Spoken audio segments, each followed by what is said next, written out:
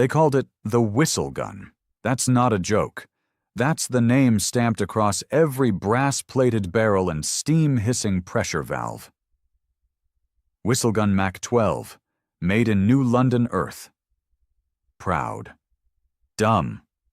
Loud. It looked like someone had glued a trumpet to a cast-iron cannon and then ran a copper pipe through it just to say, what if it screamed while it killed? The first time I saw it used, I honestly thought it was a performance art piece. Then the bodies dropped.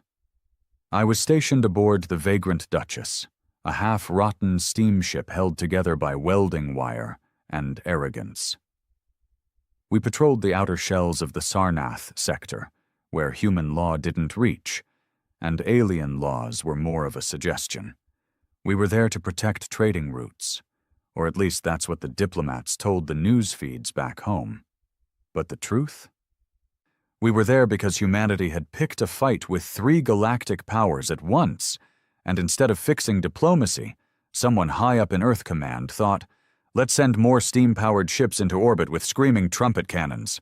And damn it, it was working. The whistle gun, for all its idiotic design, shredded things. Not just physically, though yes, it did blow holes through steel hulls and alien armor like hot nails through paper, but also sonically. The sound it made was unnatural.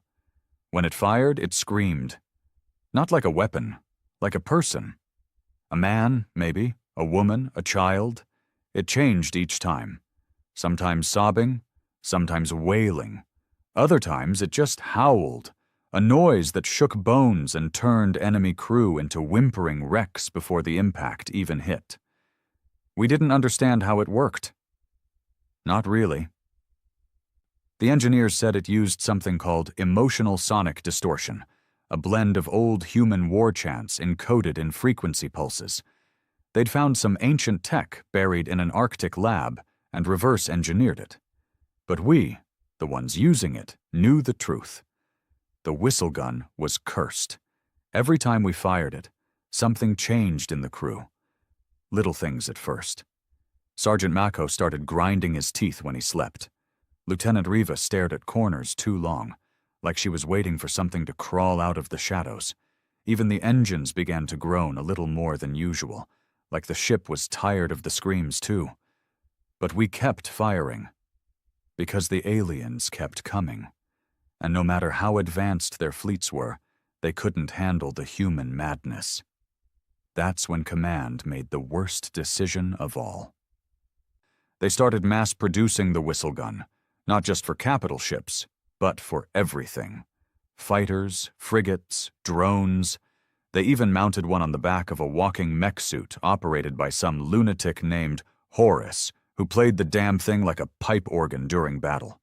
And that's when the real problem began. You see, the weapon didn't just break enemies, it echoed. The sound waves bounced off debris, wormholes, atmospheric clouds, and it came back. Not always physically, but mentally, emotionally, like something had been listening. And now something was answering. We started hearing noises in the static channels, things that weren't transmissions, moans, words, sometimes in alien languages, sometimes in our own. One day, after a battle near the Krython Drift, the Duchess floated in silence for 8 minutes.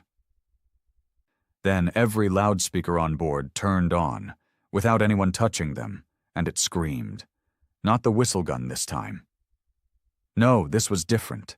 It screamed in my voice. The scream lasted exactly 33 seconds. And it was me, my voice, my panic, my own damn lungs echoing through every corridor of the Vagrant Duchess. I stood frozen on the bridge, hands still gripping the edge of the console, heart thundering like the engine boiler before a warp jump. No one moved. Not the nav techs, not Captain Holler, not even the whispery-eyed comms officer with her hair wrapped in copper wire like antennae. When it stopped, the silence hit harder than the scream. "Who the hell triggered the playback?"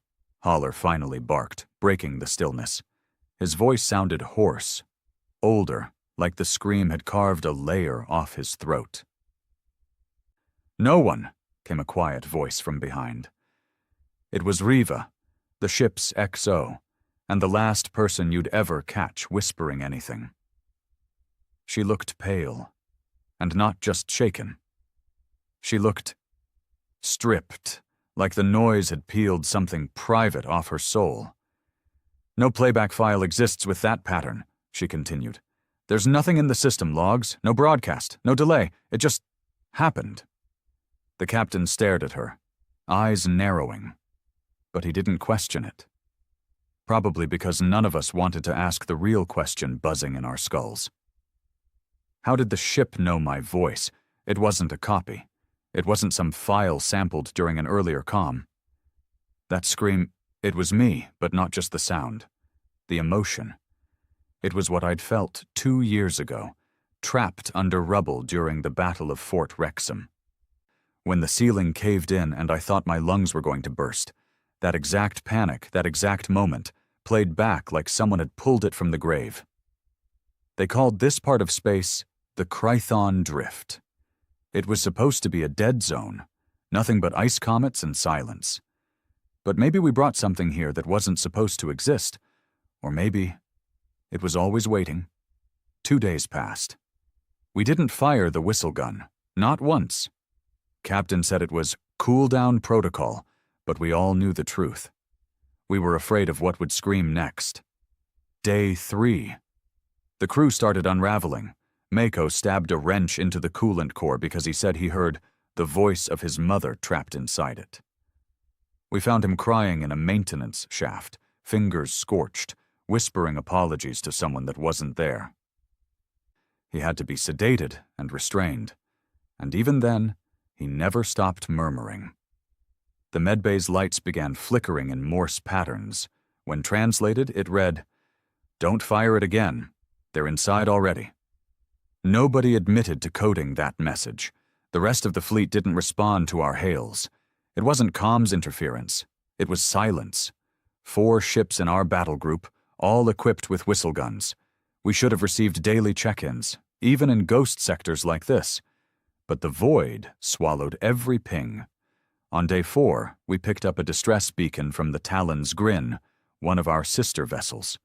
It wasn't an SOS.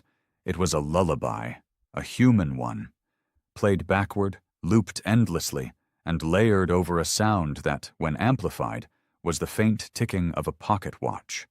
Mechanical, steady, not part of the original transmission.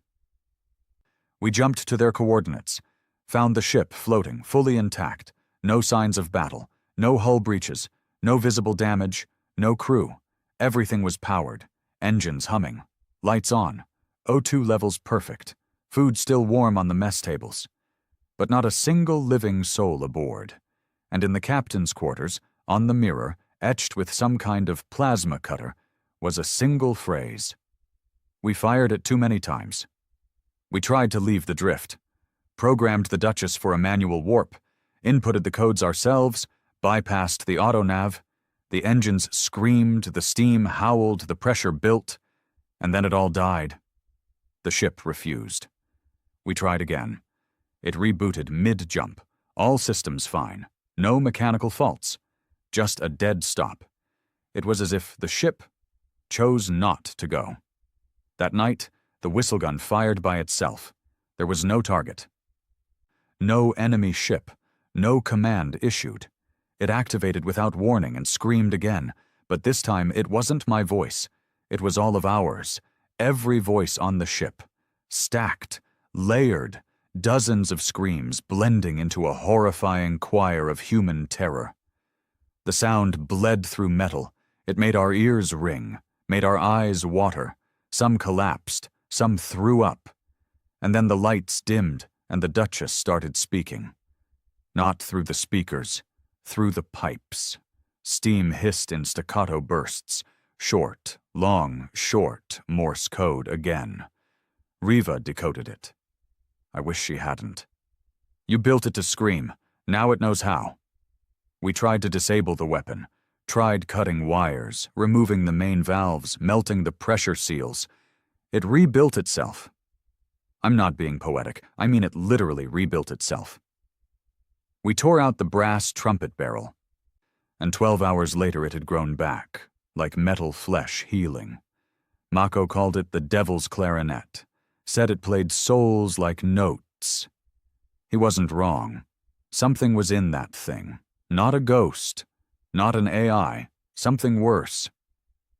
We started hearing music in the walls, not regular music, old Earth stuff, war chants, shanties, screams turned into rhythms, and under all of it, always, that same ticking sound, like a clock buried deep in the ship's guts, counting down. To what, we didn't know, but none of us wanted to find out. Captain Haller gave up on day 6. He didn't kill himself. He just walked into the airlock and opened it. No suit, no farewell speech. Just one long stare at the whistle gun before he stepped inside. He whispered something. I read his lips. We're not the loudest thing out here. After that, the crew splintered. Some wanted to scuttle the ship, overload the core, and burn the weapon to hell. Others believed the whistle gun was our only protection, that if we didn't use it, they would come. Whoever they were. Me? I just wanted to survive long enough to get back to Earth and slap the idiot who greenlit this weapon. I bet he's sitting behind a desk, sipping tea, proud of himself for inventing the psychological warfare of the future. He probably doesn't know it's eating us alive. Day 7. The voices started whispering to us by name. They didn't speak in sentences, just words, pieces, bits of memories. One of the deckhands heard his dead brother's laugh echoing out of the water tank. Riva heard her first lover crying from the ventilation shafts. I heard my own voice begging me to stop breathing. Some snapped. 2 tried to cut out their own ears. One succeeded. He smiled after, said the silence was full of music. The gun fired again that night. We didn't even try to stop it anymore. It screamed in alien languages now, and the sound didn't just echo across our ship. It bounced. Deep scans showed reflections, like sonar pings. The scream was hitting something massive out there and coming back, delayed. We tried to triangulate. We found nothing. No object, no planet, just space. But still, something was listening. Day 8. The crew of the Vagrant Duchess no longer sleeps. Not because we're on alert. Not because of protocol. We don't sleep because we're afraid we'll dream in steam and wake up screaming with the gun. There's a theory Riva's working on. She thinks the whistle gun doesn't just weaponize sound. She thinks it feeds on emotion, on fear, grief, regret. Human feelings wrapped in brass and fire. Every time we fire it, we're not using the weapon, we're fueling it. And the more we fire, the more it remembers us. That ticking sound? It's gotten louder, faster. It's not counting down anymore, it's counting up. We stopped calling it a weapon on day 9. Weapons have rules, commands. They operate when triggered and rest when silenced. Even nukes have keys. Guns need fingers. Missiles wait for targets. But this whistle gun, it didn't wait. It didn't rest. It thought. It remembered. And now it was evolving. I saw it with my own eyes. The gun, the original whistle gun mounted on the Duchess, had started to grow out of its casing. Brass tubes extended like veins along the hull. Gears formed where there were none before, clicking and turning with a rhythm that didn't match any known engineering cycle. The steam wasn't just exhaust anymore. It moved with intention.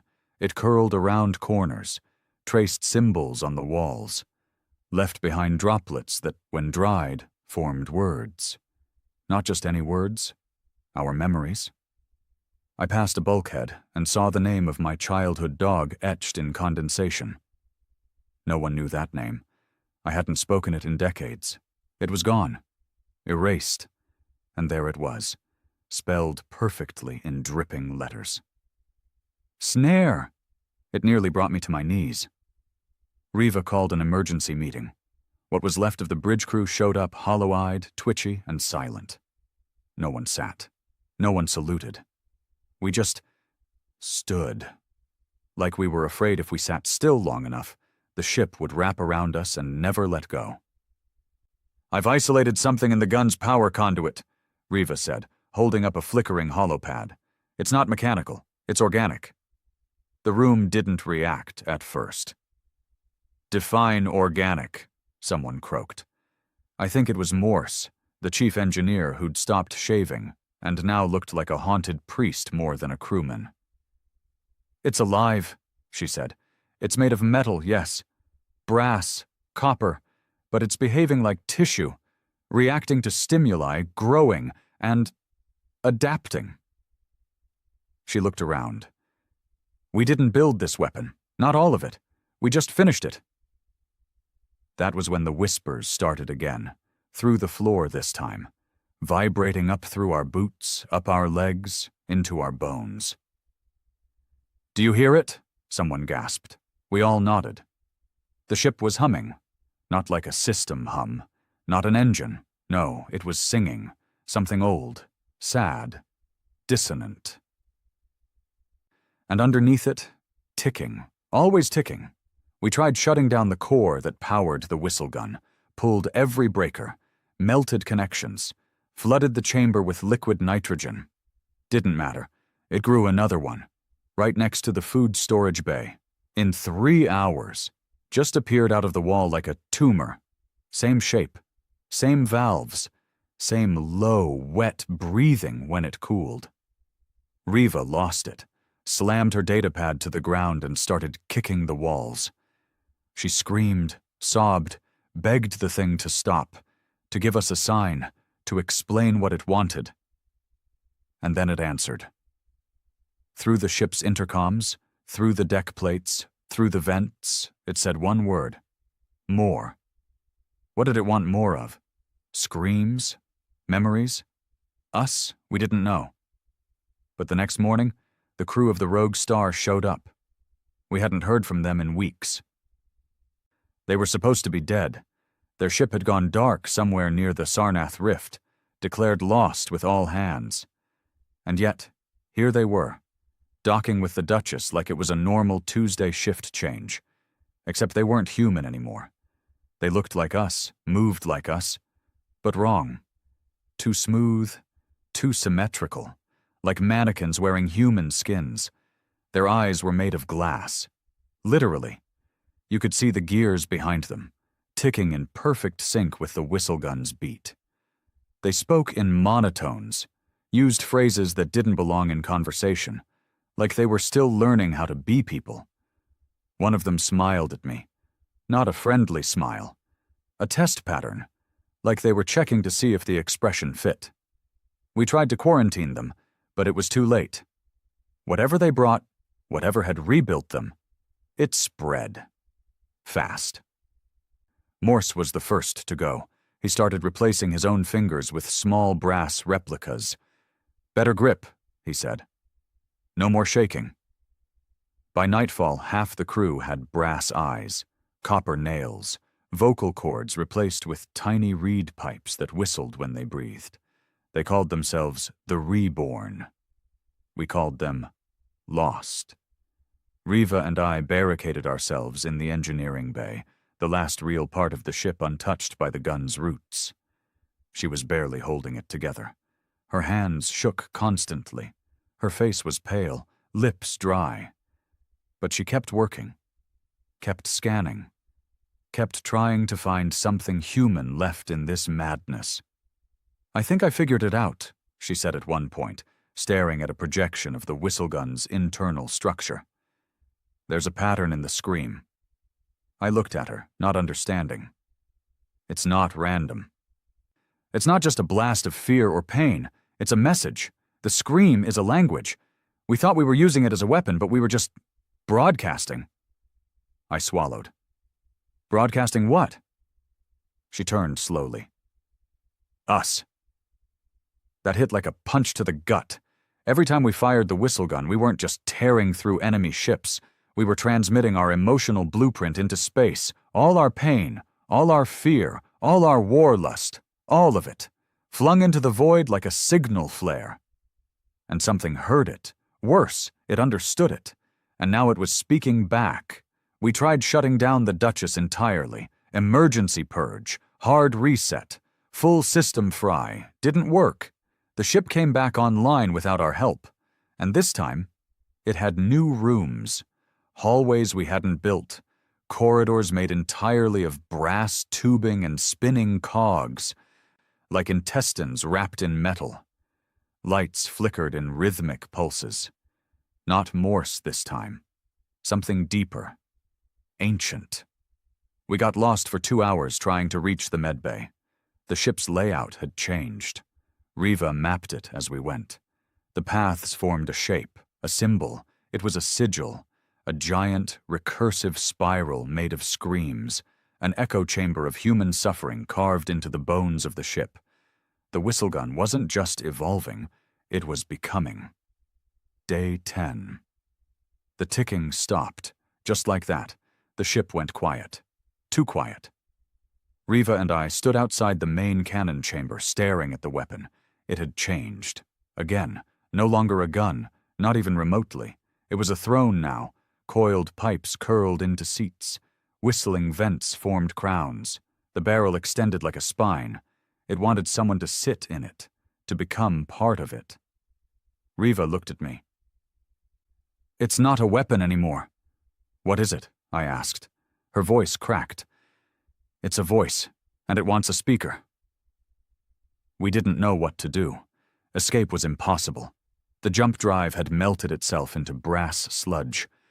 The escape pods were filled with singing vines made of copper. The Duchess had become a prison, a cathedral, a speaker box for a machine god built from war and pain. And the worst part? Some of the crew wanted it. They believed it was evolution, that humanity had finally created something stronger than any species out there, a weapon that feels, that remembers, that doesn't just destroy bodies, but undoes souls. But I knew the truth. It wasn't evolution. It was a funeral. We didn't sleep anymore, not even by accident. The ship wouldn't let us. The lights never dimmed. The air stayed just a little too sharp, like it was laced with adrenaline. And worst of all, the singing never stopped. Not loud, never loud. It always played just below the edge of your hearing, like it was daring you to notice it. A lullaby made of metal creaks and distant sobbing. By day 11, half the crew had disappeared. No screams, no blood. They just stopped being seen. Their bunks remained untouched. Their personal items stayed exactly where they'd left them. One even left half a sandwich sitting on the mess table. The bread was still warm.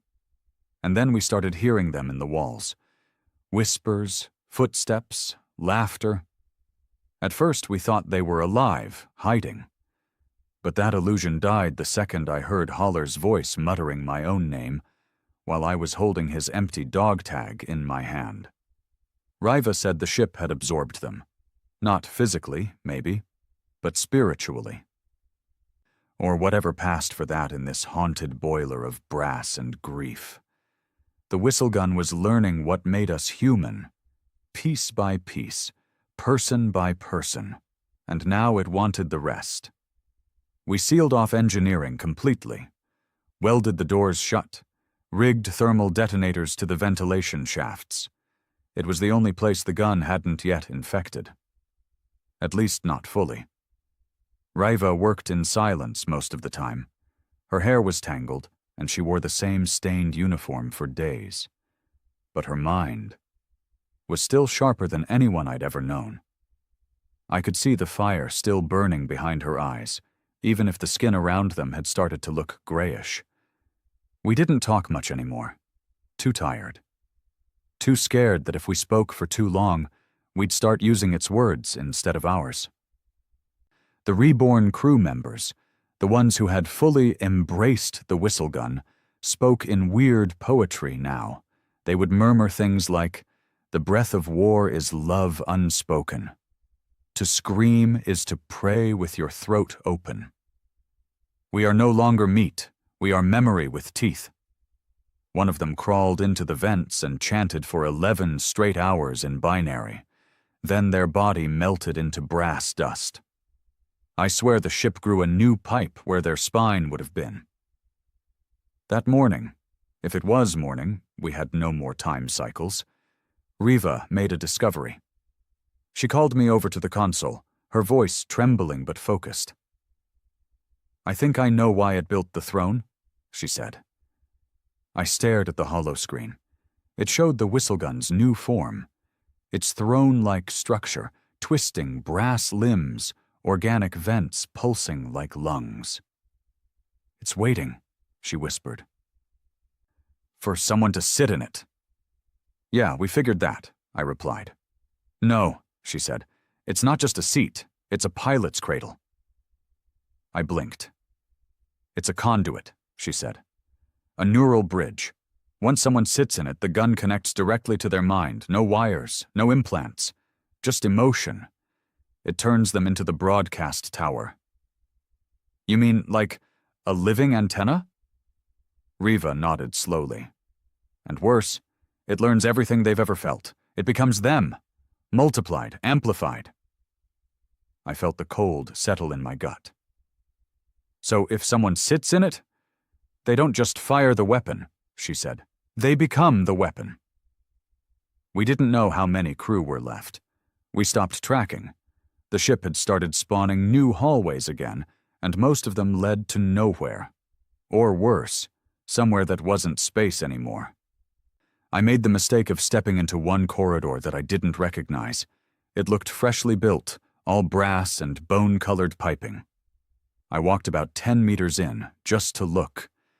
Then I saw something that made my brain freeze. It was my house. Back on Earth. Not a replica, not a hologram. My house. Exact down to the peeling paint on the fence and the broken wind chime my sister made when we were kids. I could smell the grass, hear the birds, see the light flickering through the trees the exact way it did every summer afternoon. I didn't go inside. I turned around and ran. I didn't tell Riva. Not because I was hiding something, but because if I spoke it out loud, it might become real. Or maybe more real. Later that cycle, Riva called me back to the screen. She looked shaken. "I ran a pattern through the scream," she said. "The one we heard on day one. I thought it was just pain, just terror. But it's not." She pulled up a waveform, jagged, angry, then overlaid it with another file, a brain scan, then another, a waveform from the whistle gun's audio file. They matched. "This isn't a scream," she said. "It's a memory broadcast." I stared. "Whose memory?" She hesitated. "Yours, mine, everyone's. It's blending them, stitching them into one mass. That's why the scream changes every time. It's learning what fear is from each of us and building a composite." "And what does it do with that?" She looked me dead in the eyes. "It feeds it back into the universe." I finally asked the question I'd been avoiding since this nightmare began. "What does it want?" Riva didn't answer right away. She stared at the screen like it was speaking to her in a voice I couldn't hear. Then, quietly, she said, "It wants to be understood. It wants us to feel what it feels, to see war the way it sees it, not as strategy, but as emotion."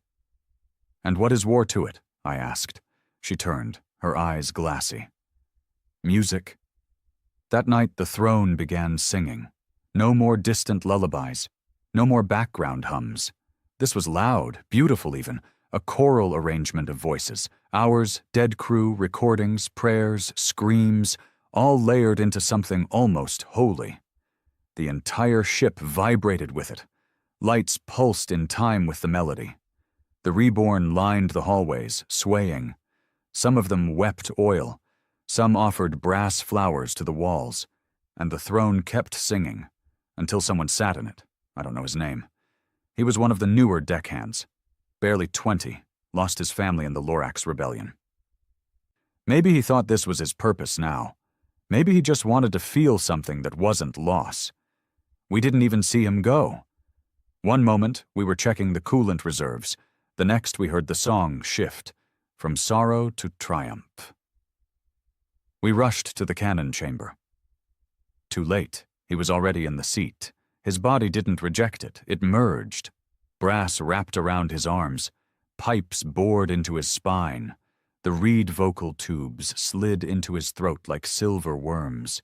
His eyes turned amber, glowed. His mouth hung open, but no breath came. He wasn't dead. He was streaming. The song intensified, became faster. The screams layered in now, pain, rage, grief, ecstasy. The ship shuddered. Then, like a god drawing breath, the whistle gun fired itself. No command, no war, just expression. It screamed across space. A pulse of sound so powerful it bent light. So loud, our vision went white. When we regained control, Riva pulled up the long-range scanners. There used to be a moon orbiting the nearby planet. It was gone. Not destroyed, just erased. The data logs showed a frequency spike so alien it made the system crash trying to read it, like it couldn't comprehend what it had just witnessed. We were done pretending this was a weapon. This was a god now, a god of memory, of war, of human noise. And we had built its cathedral. We were floating in silence again, but not the quiet kind. It was the sort of silence that wraps around you like a noose, thick, watchful, and humming with something unsaid. After the whistle gun fired itself, reality felt thin, like we were walking across glass, waiting for the next scream to shatter it. The deckhand who'd fused with the throne didn't die. He didn't speak. He didn't even breathe. But the thing he'd become pulsed like a beacon, humming in perfect rhythm with the pipes, valves, and machinery now growing like vines through the entire ship. The Duchess was gone. What we stood inside now was a cathedral of noise, a living hymn of war, and we were its final worshippers. Riva barely spoke after the firing. She stayed near the engineering console, scanning radiation spikes, sound echoes, frequency patterns that didn't belong in this galaxy, or any galaxy for that matter. One day I asked her how she was holding up. Just a quiet check-in, just to pretend we still had some control over our minds. She looked at me and said, "It didn't just erase the moon." I blinked. "What do you mean?" Riva turned the screen toward me. "This isn't destruction. This is rewriting." She played a captured data burst from the Duchess's sensors. It showed a time lapse of the moon, before, during, and after the whistle gun fired. But it didn't explode. It didn't disintegrate. It glitched. It blinked like a corrupted file. Frame by frame, it twisted into a sound wave, like the very matter had been translated into vibration, and then gone. Not dead, not wreckage, converted. "This isn't a weapon anymore," Riva said, her voice hollow. "It's a composer, and space is its instrument." 2 days after the moon vanished, other ships started answering. Not human ones. At first we thought it was a coincidence, random chatter from background space. But it wasn't. It was response frequencies, reflections of the scream we'd fired, bouncing through the void and coming back altered. Ships we'd never seen before, organic, ethereal, some the size of small moons, appeared on long-range scans. They weren't approaching, not yet. But they were facing us, listening. Something about the scream had woken them up, and one by one they began to sing back. It started subtly, a vibration in the Duchess's outer hull, a low-frequency hum that came in pulses, offbeat, then syncopated, then louder, sharper, then came the lights, not from the ships, from the stars themselves. Riva stood frozen in front of the observation deck when it began.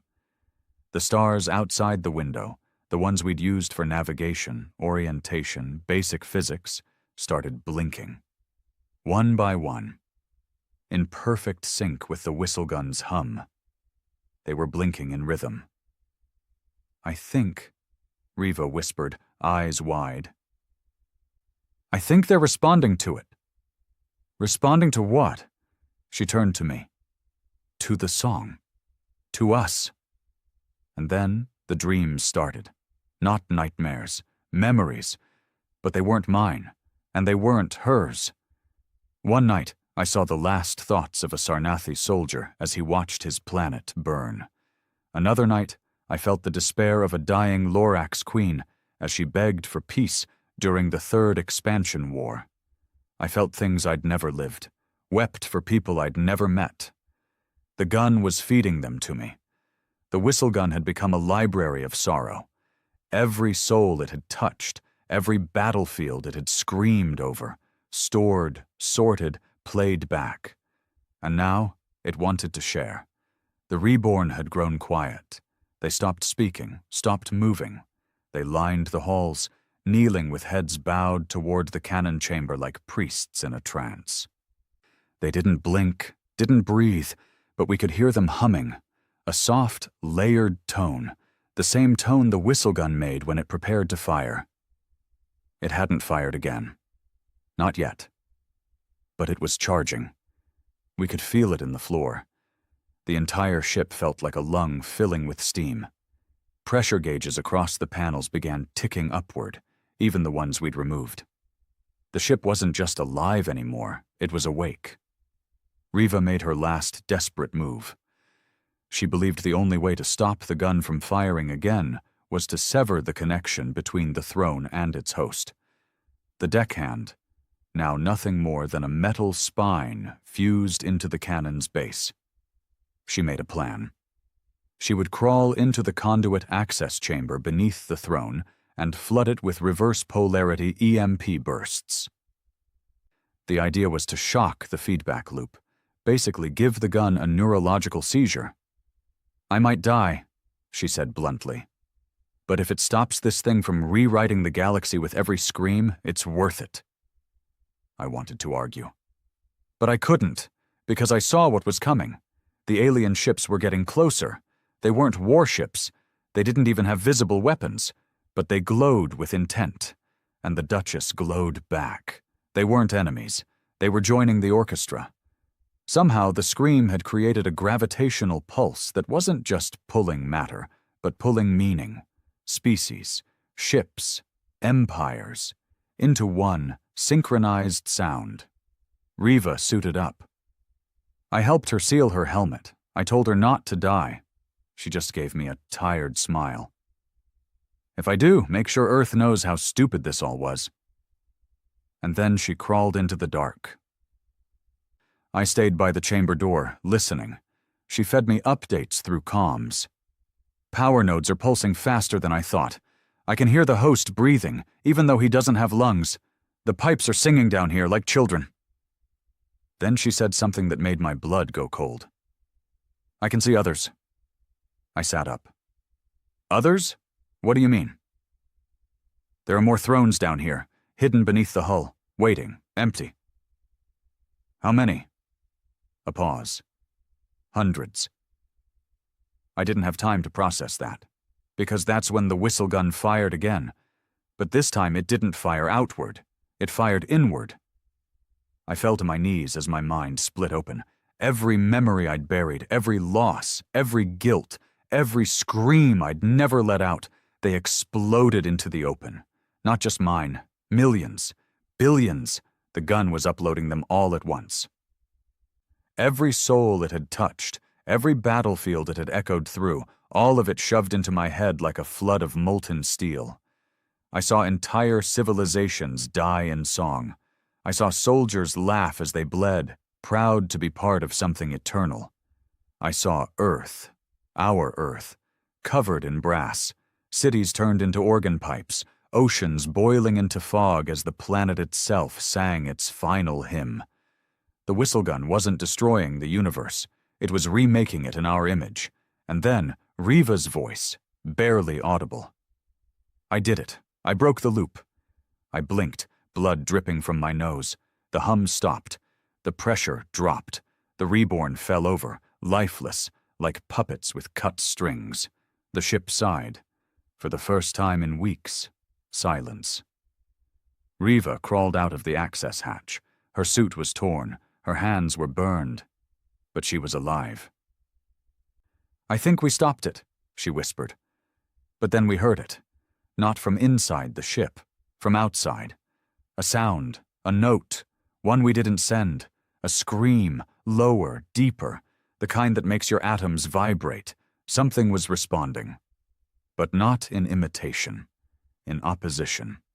Another voice, another god, one that had heard us shout across the stars and had decided it was time to answer. At first we thought it was an echo. Just another bounce off stellar dust, another twisted version of our scream returning after orbiting the stars a few hundred times. We'd picked up echoes before, dozens of them, each one warped like they'd passed through a million memories and came back haunted. But this one was different. It was too clean, too intentional, and it didn't follow our rhythm. We listened for 5 full minutes, frozen in place as it played over the Duchess's comms. A single note, long, low, perfect. Not a sound made by metal or lung or war. It felt like gravity had started to sing. Riva was the first to break the silence. "That wasn't an echo," she whispered. "That was a reply." She stood at the comms terminal, eyes locked on the oscillating wave on the monitor, which throbbed like a heartbeat, but not ours. I checked the logs. The signal didn't match any known race, not human, not alien, not even theoretical. The harmonic pattern didn't belong in this part of the universe, or anywhere. This wasn't sound as we knew it. This was communication on a structural level. Sound that bent laws, notes that made atoms pause, frequencies that carried meaning not just to minds, but to matter itself. The message was clear. We had spoken. And something had answered. Within the hour, the Duchess began to change. Again. It didn't feel like evolution this time. It felt like fear. The humming pipes quieted. The steam vents stopped singing. The throne, once pulsing and glowing with brass warmth, began to shrink. Its long copper limbs retreating, hissing softly like a beast pulling back into its den. The ship shuddered, as if it too had heard the reply and realized. We had screamed into the dark, and something darker had screamed back. The reborn didn't wake up again. Their bodies, once stiff with false life, began to crack. Not rot, not decay, crack, like statues under stress. The brass that had fused to their bodies twisted, bent, curled inward, as if trying to escape. Their metal bones rattled. Some imploded in on themselves, folding like collapsing chairs. Joints twisting into unnatural angles. Riva stood over one of them, eyes wide with horror. "They're not dying," she whispered. "They're disconnecting." Whatever link they had to the whistle gun, whatever made them sing, was now rejected. Like the gun was ashamed of them. As if in the face of a larger voice, the one we'd built no longer considered them worthy to speak. The reborn had become discordant. I checked external sensors. Every ship that had drawn close in the last few days, the ones we thought were answering our signal, singing with us. They were gone. Not destroyed, just absent. Wiped. No debris, no vapor trails, no ion signatures. Like they'd been plucked out of existence mid-hymn. And the stars. They weren't blinking anymore. They were watching. Riva called me to the observation deck. "Look," she said, pointing to the edge of the display. At first I didn't see anything, just black. But then something moved. Not fast, not violently, just deliberately, a long, slow ripple in space. Not light, Not shadow, something else, like reality had swallowed itself. She enhanced the scan and rendered the wave into visual. What we saw wasn't a ship, wasn't even a form. It was a fracture, a vertical tear, miles high, cutting through the galaxy like someone had drawn a sword through it. And on the other side, something began to unfold. There was no shape, no texture, just pressure, like a god exhaling behind a glass wall. And then came the second note. Lower, angrier, hungrier. This one didn't vibrate the hull. It shook our blood. My teeth hurt. My vision blurred. I bit my lip so hard it bled, and when I looked down, the blood was vibrating to the beat of the sound. Riva fell to her knees. Her nose bled. Her ears rang. The Duchess's walls cried. Metal wept oil down its seams. Gears moaned. Pipes spasmed. The ship wasn't just scared, it was pleading. And I think I understood why. We had created a voice powered by our rage, our grief, our history. But in doing so, we had declared something to the universe. We had said, "We have learned to scream, and now we can make others scream too." But the thing that answered, it didn't scream, it listened, and now it was correcting us. Riva dragged herself back to the console, fingers trembling, eyes bloodshot. "I ran the signal," she said hoarsely. "The reply. I layered it against our scream." "What did you find?" I asked. She hesitated. "It's not a new song," she said. "It's a counter-harmony." I stared. "You mean like—" She nodded slowly. "It's building a song to erase ours, a sound designed to undo our scream, undo the concept of it. It's reprogramming the laws of war." It made sense in the worst possible way. Our weapon wasn't just a cannon, it was a new kind of language, one built on memory and trauma, projected like code.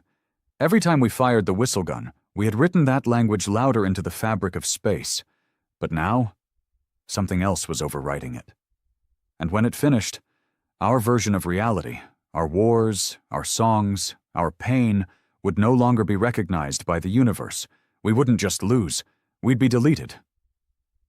The Duchess groaned again. The throne pulsed one last time, and then split down the middle. Out spilled the remains of the deckhand, the boy who'd become its first speaker. His body was intact, but his face— it wasn't him anymore. It was us. A morphing blend of dozens of crew members, voices mashed into one. A fractured chorus, still whispering, still smiling, still screaming with its eyes. Riva covered him with a tarp. Neither of us spoke.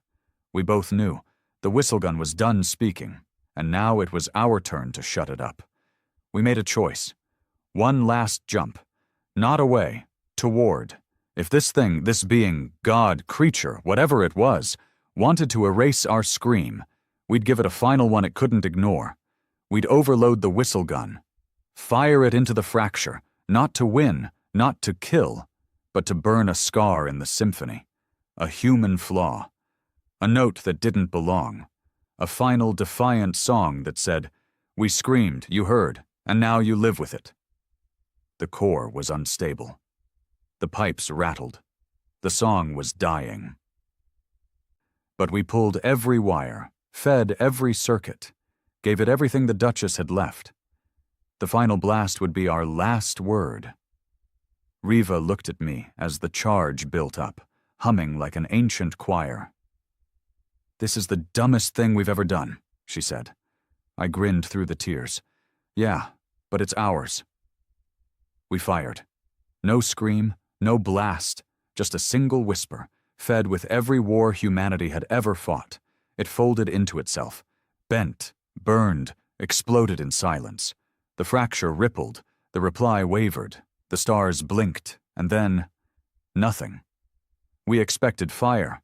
We expected stars to go out, for the hull to tear open, for the fracture in space to burst with light and drag us into some hellish dimension where gods eat thoughts, and memory as currency.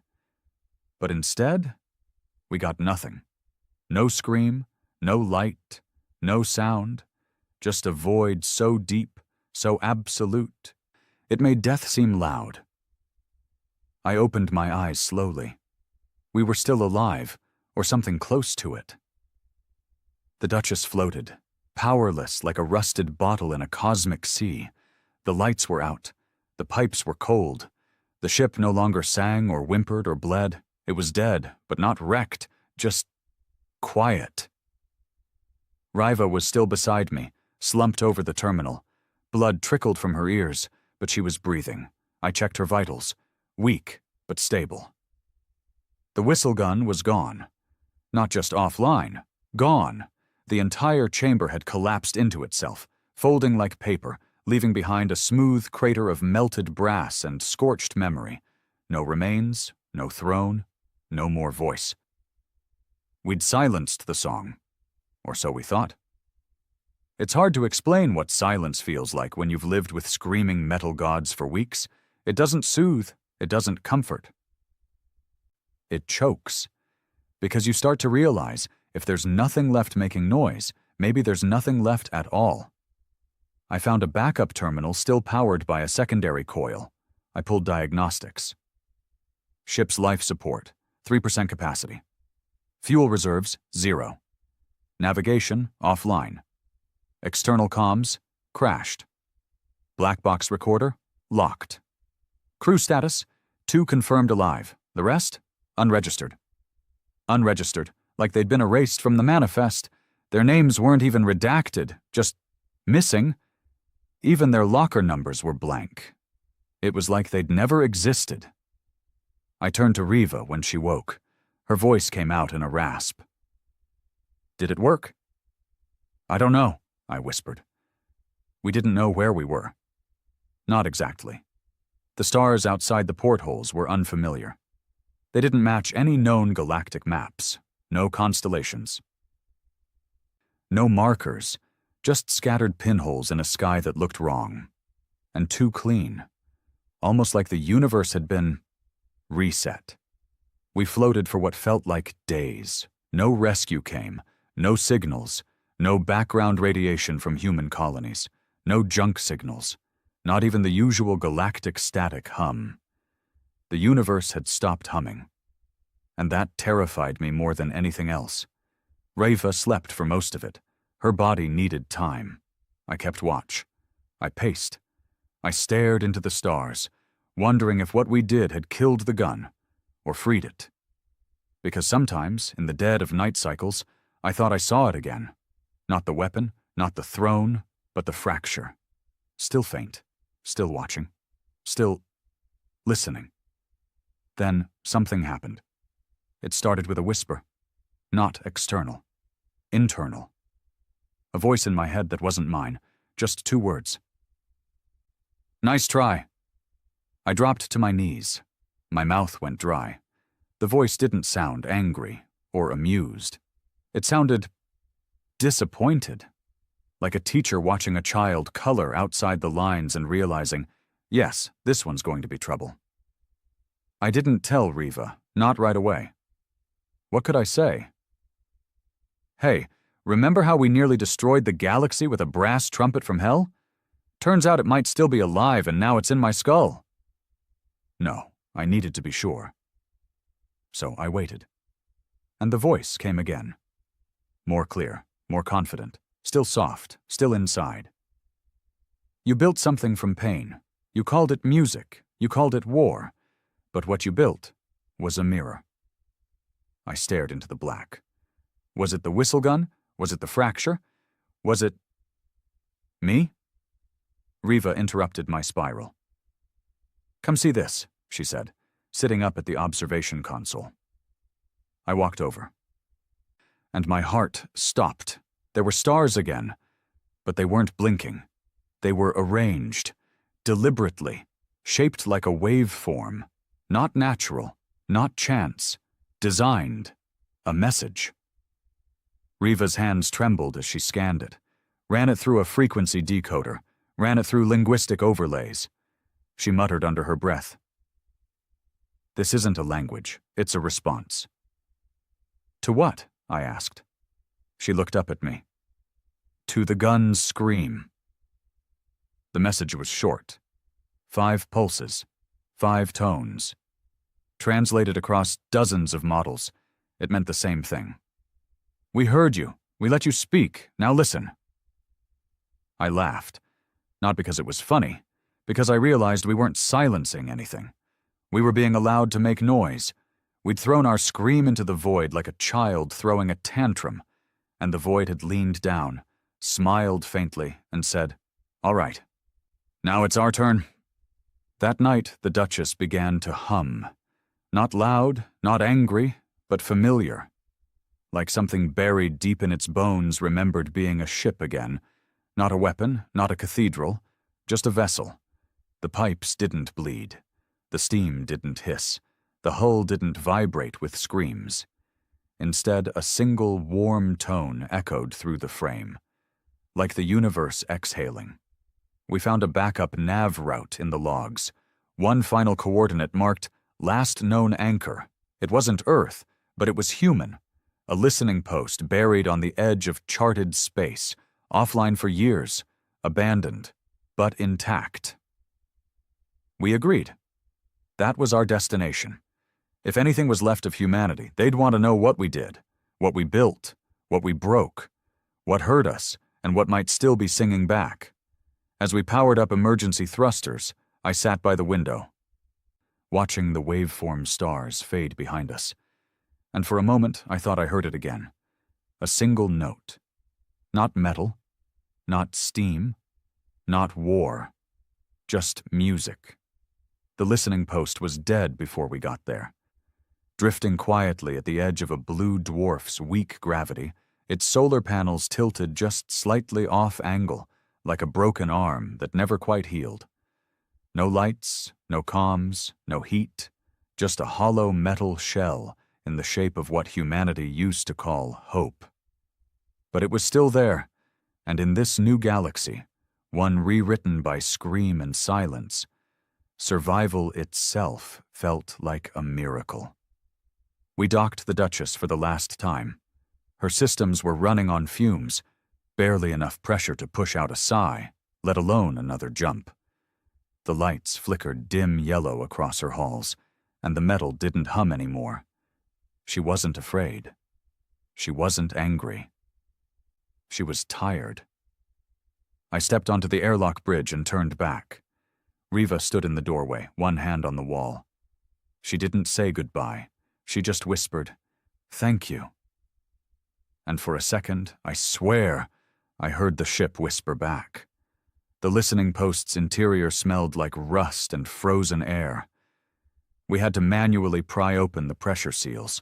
Old systems hissed awake when we forced our way in. Dust floated like ghosts. Screens blinked blue. The air scrubbers, ancient but sturdy, wheezed back into life. We were home. Not Earth, not really, but human-made, which felt close enough. We set up in the command bay. It overlooked a broad expanse of dark space. No stars, no nebulae. Just void. Perfect for listening. Perfect for waiting. The first few days were routine. We ran diagnostics, rebooted subsystems, repaired a cracked antennae. Ate the last of the Duchess's ration packs and tried to forget the taste of brass-scented air. There was no signal, no screams, no replies. Just quiet. Riva kept herself busy parsing old logs, clipping data from the Duchess, trying to salvage what we could from her black box before it dissolved entirely into corrupted memory. She didn't talk much. Neither did I. We were both afraid to ask the same question. Had we done the right thing? One night, if you could call it that, I sat in the comms seat watching the frequency monitor. The screen pulsed with emptiness. I leaned back, tired. My fingers tapped absently on the console. And then I heard it. A hum. So soft, so faint, I thought it was my heartbeat at first. But it was external. Real. I checked the waveform. It was a song. Riva ran in seconds later, as if the sound had pulled her from sleep. She didn't ask what it was. She just said, "It's them!" The signal was weak. Not the same as the reply we'd heard from the fracture. Not angry, not godlike. It was human, a voice, female, old, tired, and familiar. "This is Listening Post Echo 7-1. If you're hearing this, you're not alone." Static followed, then silence. Then again, "This is Listening Post Echo 7-1. If you're hearing this..."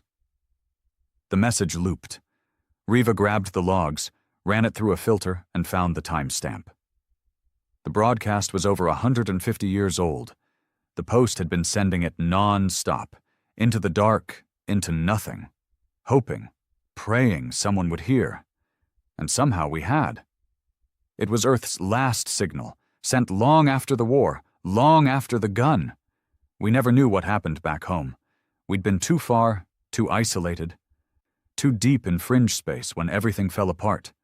But this was proof. They'd survived, at least for a while. We sat there, playing it over and over, the same voice, the same quiet strength. "If you're hearing this, you're not alone." Eventually, Riva stood. She looked at the empty frequency slot next to the broadcast, and then she did something brave. She hit record. Her voice cracked at first, but she straightened. "This is Riva Mercer of the Vagrant Duchess." She paused. "We're survivors, human. We've just come out of the Krython Drift. If anyone is out there, know this: the scream has ended." She looked at me, then back at the mic. "But we remember it." I sat beside her, took the mic.